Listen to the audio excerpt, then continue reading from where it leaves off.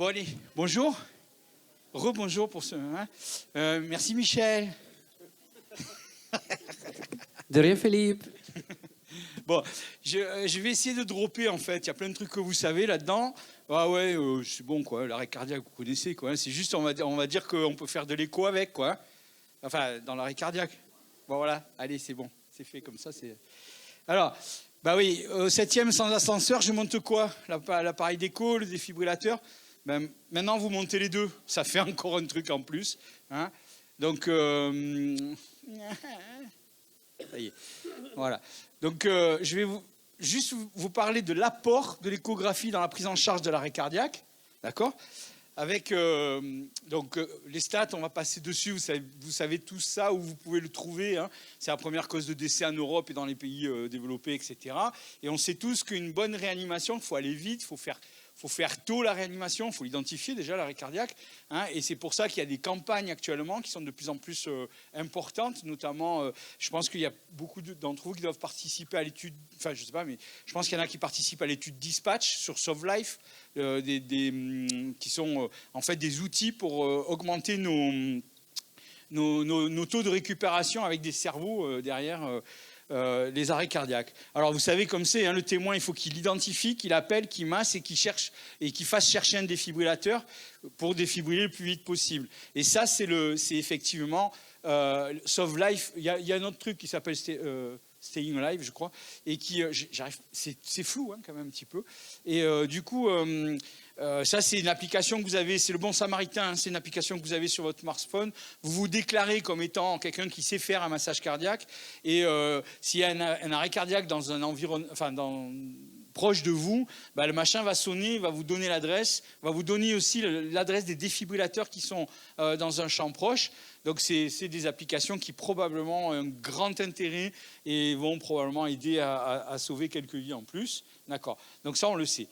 Alors, la techno dans l'arrêt cardiaque, juste pour rigoler, en fait, bon ça vous savez, hein, c'est pour vous rappeler, il y a eu plein de choses qui ont été dites. Et peut-être que, là on est en 2019, peut-être que dans 200 ans, les médecins ou les gens...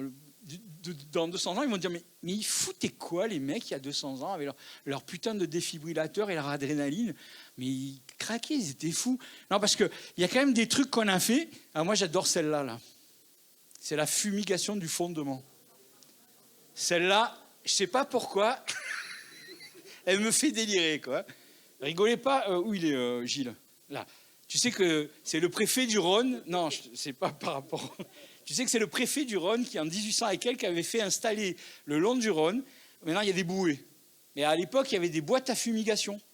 Parce qu'on pensait que dans les noyades, il fallait les traiter en leur foutant de la fumée dans le fondement, quoi. Hein? On rigole, mais il y a 200 ans, c'était ça, le traitement officiel, quoi. Bon, on en réanime assez peu. Par contre, sans déconner, le coup du tonneau et surtout celui du cheval au trot, je trouve ça pas mal. Vous couchez un mec à plat ventre, enfin à plat thorax sur un cheval et vous faites faire ça, ben ça le masse. Hein. Donc ça devait peut-être repartir de temps en temps. Bon, bref. Donc, on a évolué, on a de la techno. Alors, on masse bien avec les mains, on sait faire.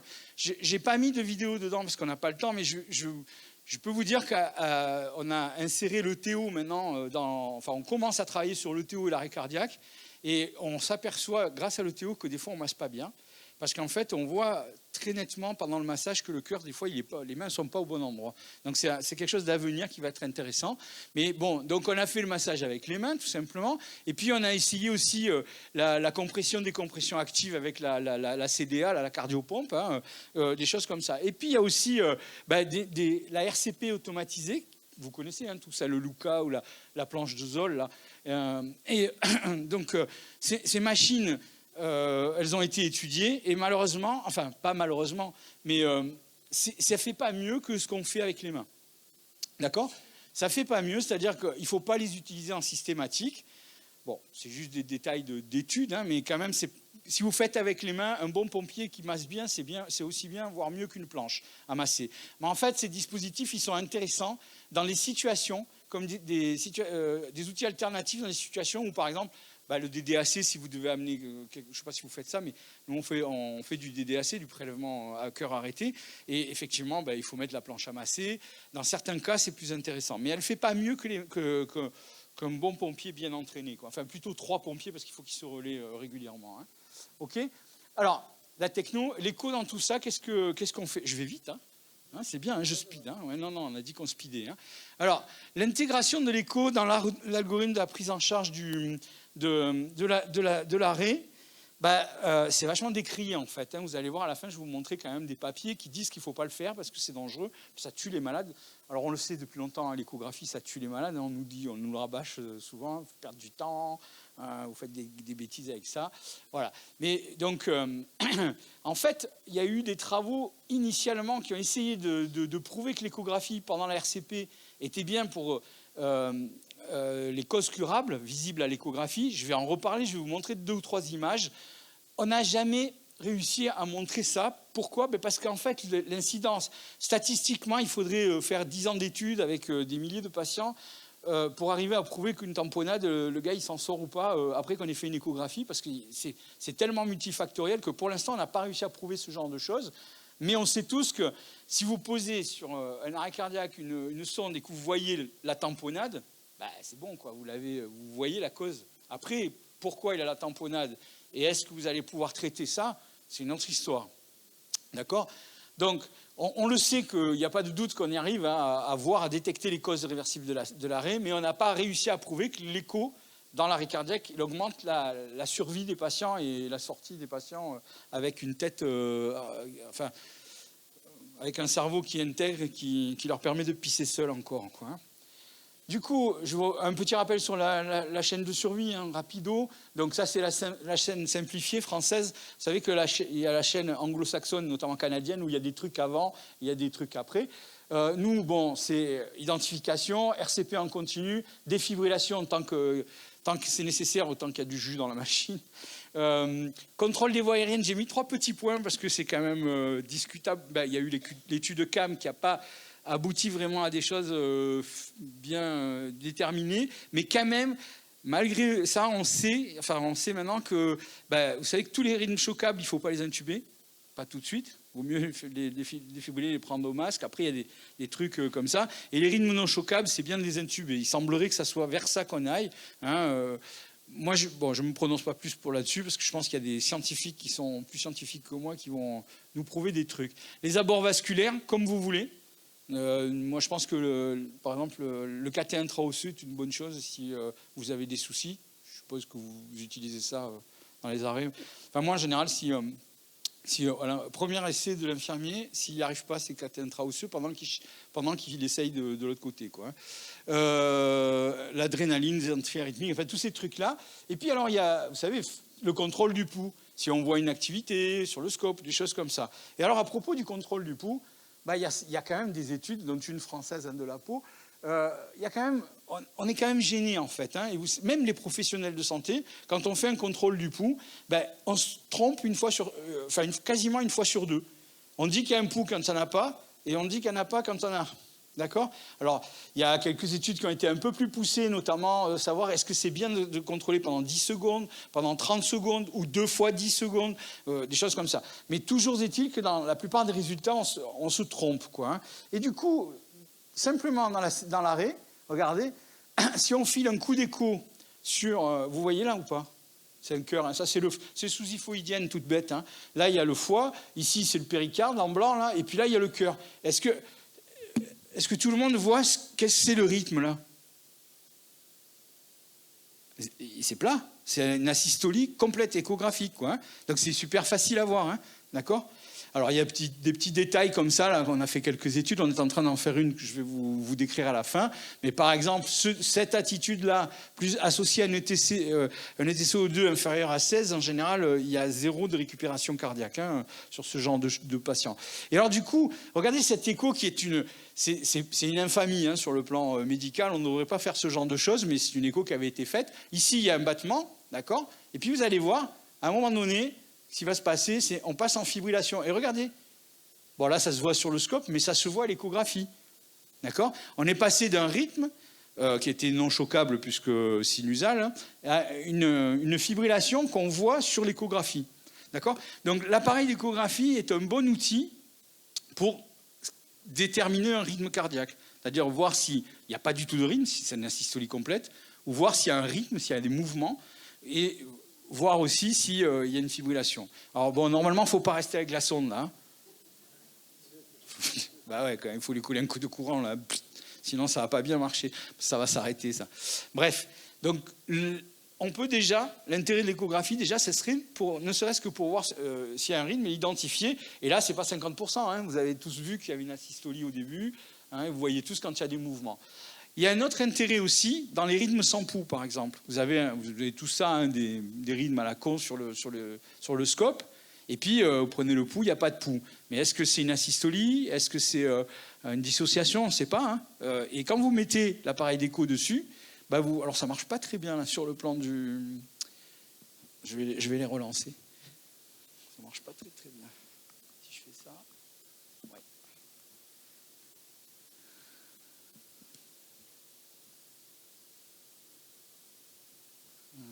Bon, normalement, celui-là, il bat. Hein. Mais là, il a l'air très fatigué. Bon, bref, il bat, mais il bat très très mal en fait. Hein. Et en fait, ça, c'est pour vous montrer juste des images de... Probablement, vous avez des rythmes sans pouls. Alors là, vous avez un truc qui vous dit qu'il passe quand même quelque chose. Vous voyez, là, ça, c'est la valve, les valves aortiques, et vous les voyez bouger. Quelquefois, on ne les voit même pas bouger. Et c'est vraiment typiquement un rythme sans pouls. Vous allez avoir un aspect hein, sur le scope. Vous pouvez très bien avoir même un QRS tout à fait normal sur le scope. Et puis, il n'y a pas de jus qui passe, hein, parce que c'est une incompétence complète au niveau du muscle. Donc, on est en arrêt, en fait, hein, cas circulatoire. Alors, tout ça pour vous dire qu'il y a des causes, les identifications des causes irréversibles. C'est le premier truc sur lequel on s'est dit, ouais, l'écho, c'est bien, on va pouvoir identifier des causes réversibles. C'est vrai, mais on n'a pas encore réussi à prouver ce genre de truc. Alors, il y en a 4 hein, sur les 8. Bien sûr, la tamponnade cardiaque, tout le monde imagine, c'est ce qu'on vous dit quand on fait fast écho et des choses comme ça. Le pneumothorax, tu en as parlé ce matin, non ? En plus, ouais. Le pneumothorax en tension, tout ce qui est thrombose en général, c'est plutôt l'embolie pulmonaire, parce que la thrombose coronaire, ça, on ne sait pas encore bien faire à l'écho, surtout nous, urgentistes. Hein. Et puis, les hypovolémies, en fait, hein, quelle que soit la cause de l'hypovolémie. Ça, c'est facile à identifier avec l'échographie. C'est du niveau 1. Hein. Il n'y a aucune mesure à faire. C'est vraiment du basic level. C'est ce qu'on enseigne quand on fait le premier niveau en fait, d'échographie. On enseigne ça sans aucune mesure, sans couleur, sans rien du tout. Hein. On peut le faire avec n'importe quel appareil d'écho qui fait du 2D. D'accord ? Alors regardez par exemple, tout le monde a... bon là c'est une image fixe, mais tout le monde arrive à identifier, là c'est quoi là ça ? Vous voyez tous ? Hein ? Il y a un cœur qui bat au milieu là, et puis le cœur il est entouré de quelque chose. D'accord ? Là il est entouré de liquide, probablement du sang, hein, mais du coup il y a une incompétence qui se fait par une obstruction, une tamponnade. Hein. D'accord ? Donc ça, c'est facile à voir.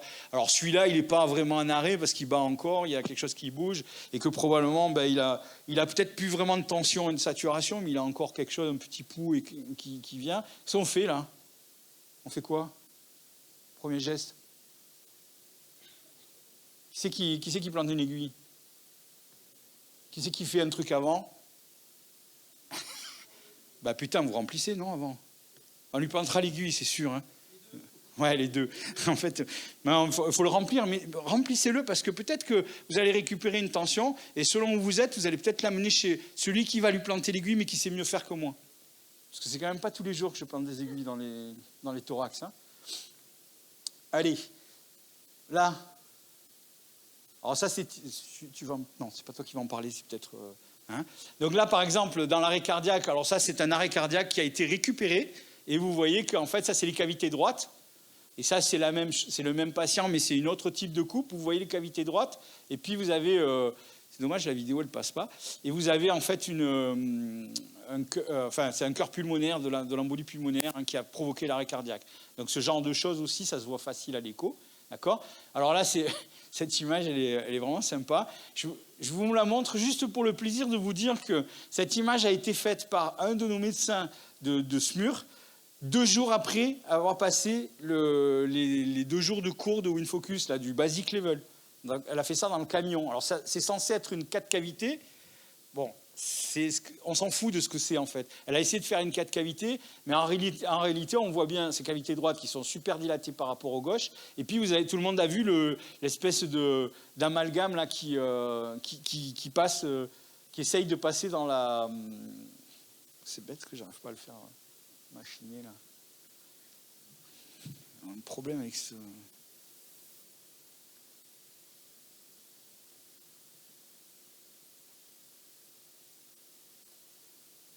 Non, ça passe pas. Bon, c'est pas grave, hein, on va rouler sans. Hein.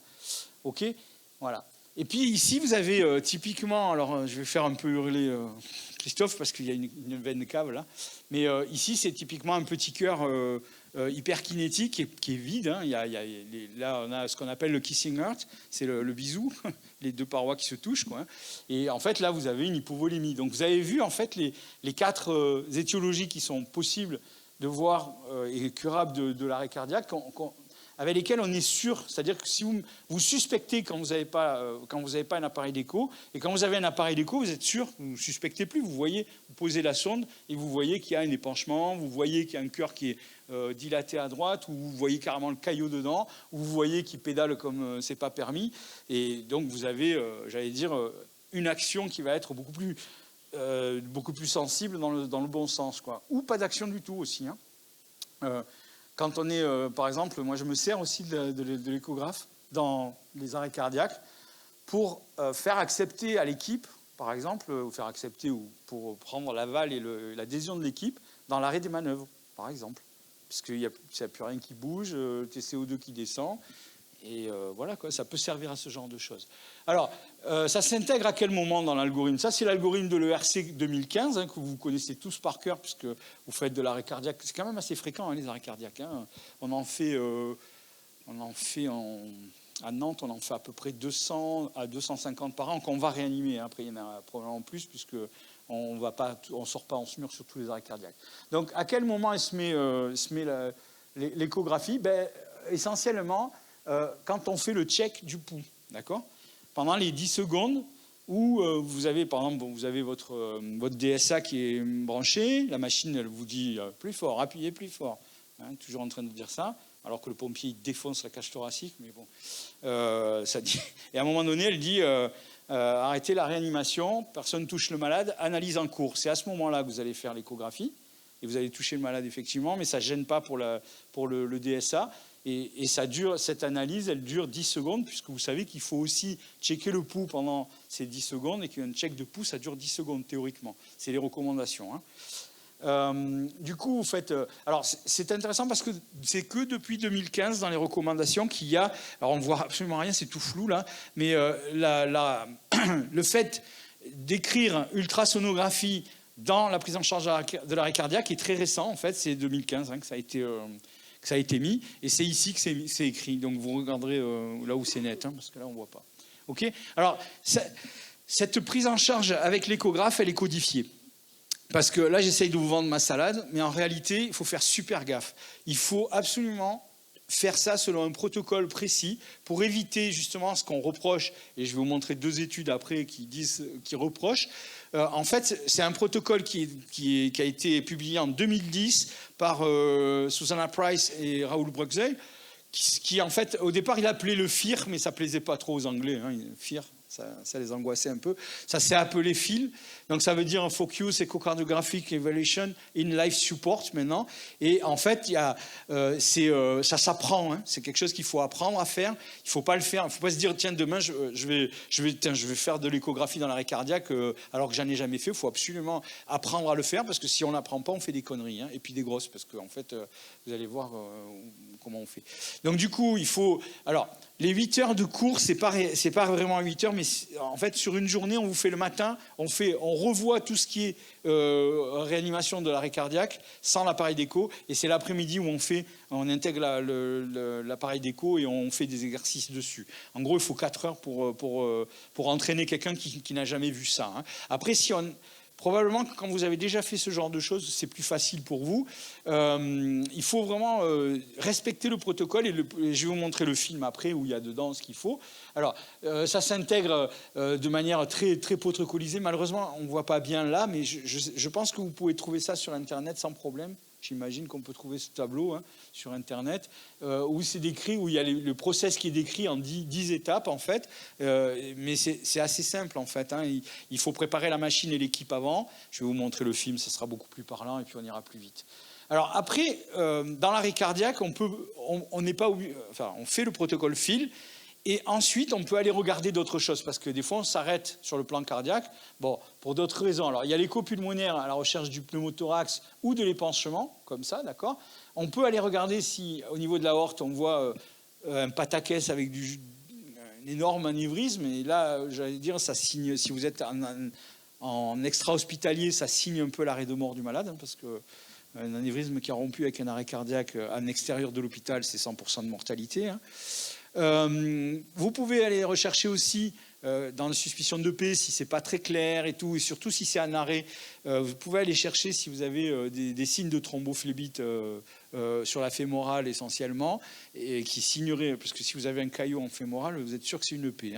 Voilà. Vous pouvez aussi vérifier si vous avez bien intubé votre malade. Ça marche très bien, l'échographie des voies aériennes. Et puis, alors ça, c'est vraiment parce que ça commence à venir. Il y a quelques papiers qui sortent là-dessus. Nous, on est quelques-uns à faire ça. On fait du monitoring du massage cardiaque en faisant du Doppler transcrânien pendant le massage cardiaque.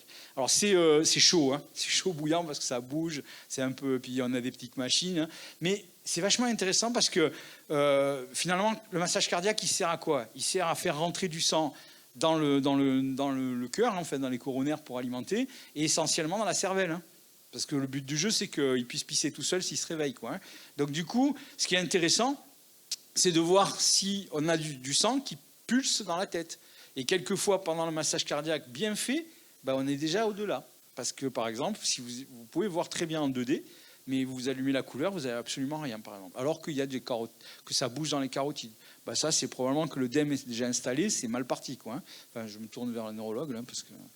Mais en gros, voilà. Vous pouvez monitorer. Alors, vous n'allez jamais avoir un Doppler transcrânien correct au massage cardiaque, mais vous allez avoir des spikes un petit peu comme ça, là.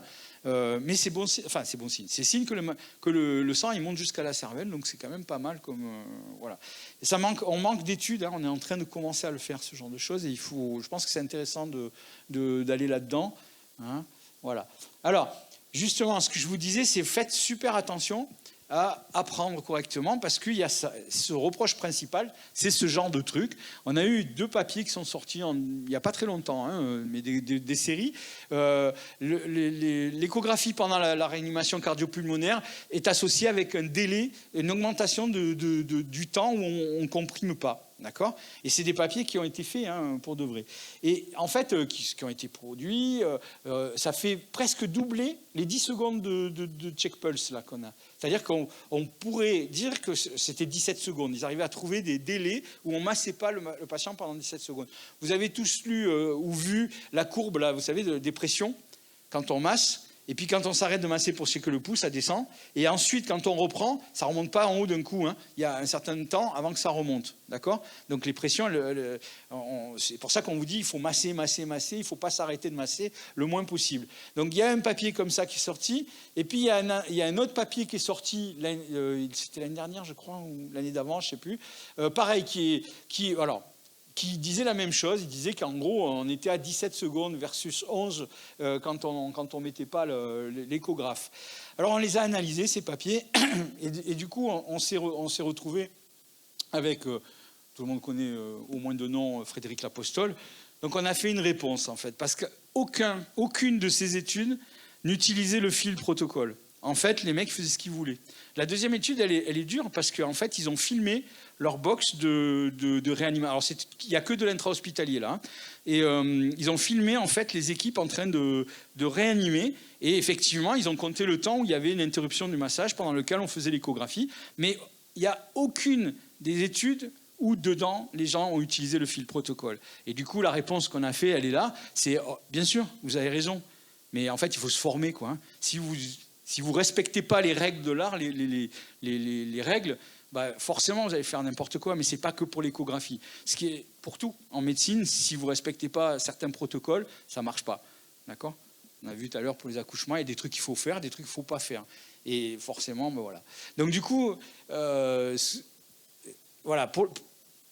ce type de reproche, en fait, on sait que c'est lié au fait qu'on n'est pas formé, qu'on n'utilise pas un protocole qui est vraiment carré, qui est bien comme il faut pour faire. Alors, je vais vous montrer le petit film, là, j'espère qu'il va démarrer le film, parce que sinon on est mal, si ça ne marche pas. Alors, regardez.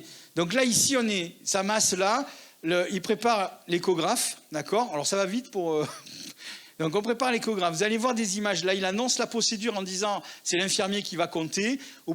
Quand on a l'arrêt pour la mesure, l'infirmier compte 10 secondes à l'envers. Là, il pose la sonde et ça, c'est pendant le massage cardiaque. Là, ça marche. Là, hop, l'infirmier, vous avez vu le geste? 10 secondes, la montre en main. Le médecin, on n'a pas vu, mais il a appuyé sur le bouton d'enregistrement. Et là, à 10 secondes, on reprend le massage sans s'occuper du médecin.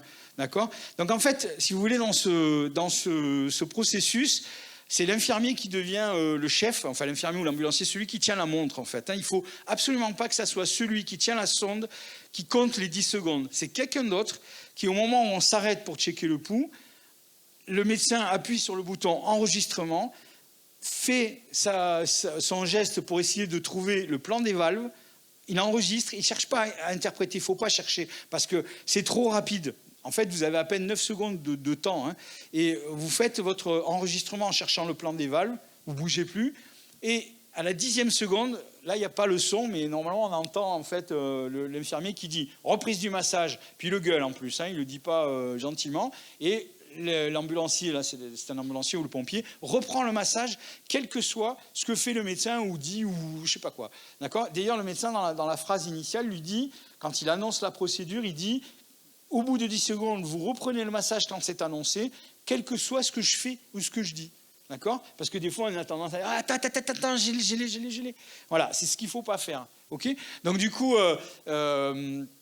bon, ça c'est le film court, parce qu'on en a fait un qui est plus long et tout, qui est plus joli. On a dit qu'on faisait court. Okay, du coup, la procédure, ensuite, quand on reprend le massage cardiaque, le médecin revoit, j'allais dire, il s'éloigne un petit peu, il revoit ces images et c'est qu'à ce moment-là qu'il cherche à interpréter. Il refait passer sa boucle qu'il a enregistrée. C'est pour ça que c'est important d'enregistrer, parce que ça vous évite, pendant que vous faites ça, d'essayer d'interpréter. D'accord ? Parce que c'est ça qui est dangereux. Vous voyez des images, vous dites « oh putain, je l'ai, attends, reprends pas 2 secondes. » Ah oui, ça bouge, ça fibrille, c'est bon, vous les avez emplâtrés vos 10 secondes là. Donc du coup, on enregistre et ensuite on recule avec la machine, on repasse le film. Donc on a 3 minutes pour se le repasser, le film, finalement, puisque les autres sont en train de masser, tranquille, de faire leur truc. Donc vous repassez le film et là vous voyez, vous arrivez à interpréter. Si vous n'y arrivez pas, vous recommencez au prochain coup où on fait une analyse. À chaque fois, vous pouvez recommencer quand on fait l'analyse. Ensuite, vous faites les extensions, notamment au niveau des poumons, au niveau de l'aorte. Et pour ça, vous n'avez pas besoin de faire arrêter le massage. Si vous mettez sur le côté ici pour regarder le pouls pulmonaire, puisque c'est ce que vous allez voir, ou le glissement quand on ventile, vous n'avez pas besoin d'arrêter le massage. Et pour le bide, vous n'avez pas non plus besoin, les jambes non plus, vous n'avez pas besoin d'arrêter le massage. D'accord ? Donc voilà.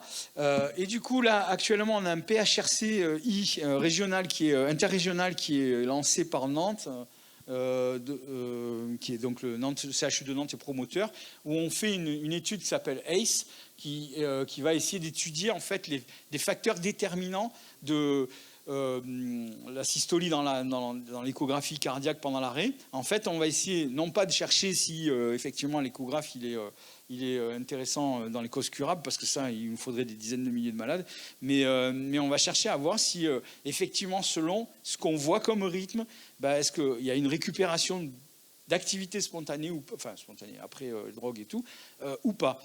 Et il semblerait qu'en fait, quand on a vraiment une asystolie, on a très peu de récupération, on le sait, mais une asystolie échographique, puisque là on la voit, on pourra utiliser donc ce qu'on voit là pour notamment le DDAC, anticiper sur le DDAC parce que c'est assez long les procédures, anticiper aussi sur l'ECMO, si jamais le malade il est éligible à l'ECMO, parce que ça aussi, mise en place de l'ECMO à Paris, ça a l'air d'être plus facile à mettre en place parce qu'ils ne sont pas trop loin les uns des autres, mais après, moi il m'a impressionné ce matin à Grenoble, là, foutre une ECMO, je ne sais pas combien de kilomètres et tout, joli coup, quoi. Voilà, et donc ce genre de choses. Et puis aussi sur l'arrêt des manœuvres, qui pour l'instant, hein, c'est 20 minutes ou 30 minutes chez l'adulte, mais peut-être qu'on va pouvoir économiser des ressources humaines, et commencer à préparer la famille sur certaines choses quand on voit ces arrêts cardiaques. Ok ? Bon, je vous ai mis ça parce qu'on aime bien. Et puis, j'ai été vite, hein ? Non, ça va, c'est Hein? bien. Ah, Tu te maîtrises, c'est bien. combien ? 30 ? Bon. Ouais. Ah, je suis déçu, je pensais que j'avais fait 25. Bon. Bon, allez. Merci, Des Philippe. questions ?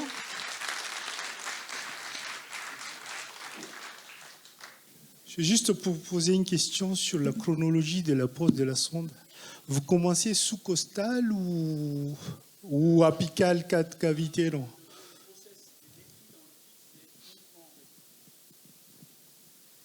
C'est une très bonne question parce qu'en fait, on peut faire autrement. Mais dans le fil protocole, c'est décrit en sous-hyphoïdien. Et vous savez que malheureusement, des fois, sous-hyphoïdien, fuck, hein, comme dirait l'autre. Des fois, on passe pas. Hein.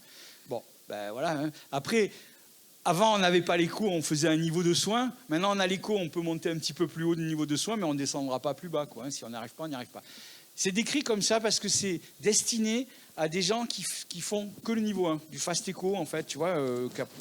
Mais effectivement, on peut faire de l'apical pendant le massage cardiaque en plus. Mais il faut quand même être un peu balèze en échocardio. Hein. Il faut savoir le faire. Voilà. Parce qu'en fait, effectivement, le massage se fait ici. Si le pompier il est à genoux correctement sur le côté et qu'il a mis le bras du patient entre ses pattes, là, comme ça, toi, tu as un accès. Tu peux passer comme ça ton bras là et tu ne gênes pas. Et on arrive à faire une apicale, effectivement, pendant le massage cardiaque, là, du coup. Mais ce n'est plus le protocole fil, c'est un peu plus compliqué. Et donc, ce n'est pas ce qu'on enseigne, nous, dans le fil protocole, parce qu'on a des risques de faire arrêter le massage et tout. Et donc, ce n'est pas comme ça que c'est enseigné. Mais par contre, s'il y en a qui savent faire des échocardios, peuvent jouer à essayer de faire ça comme ça, et ça marche. Hein. Tu travailles de la main gauche. Hein? Si tu travailles de la main gauche. Ou tu peux te mettre à droite et travailler avec la main droite du patient. Voilà. Autre chose ?